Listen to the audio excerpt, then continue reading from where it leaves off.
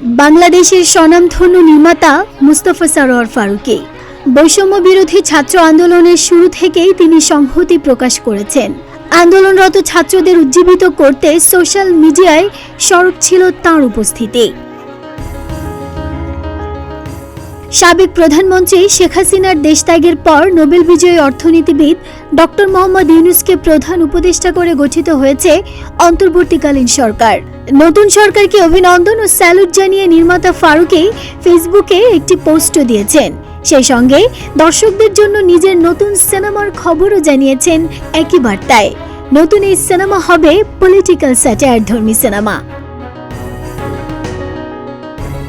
এর আগে ফেসবুকে মুস্তাফা সরোয়ার ফারুকী লিখেছিলেন, আজকে নতুন সরকার দায়িত্ব নিবে।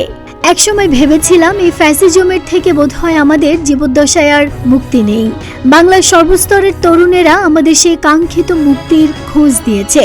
এদের সবাইকে স্যালুট এবং প্রফেসর ইউনূসকে অভিনন্দন জানানোর মধ্যে দিয়ে আমার অনলাইন অ্যাক্টিভিজমের আপাতত বিরতি।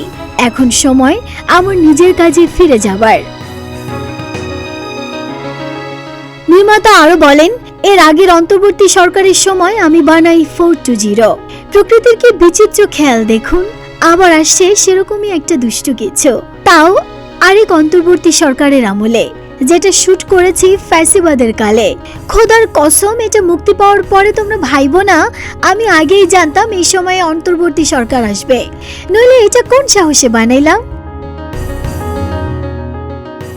সবশেষ ফারুকী লিখেন, So guys, get ready for a wild ride soon.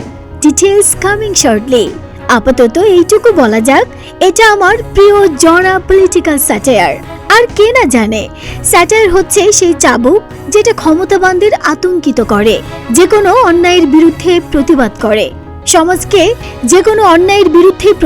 করে সমাজকে সঠিক বার্তা দেয়।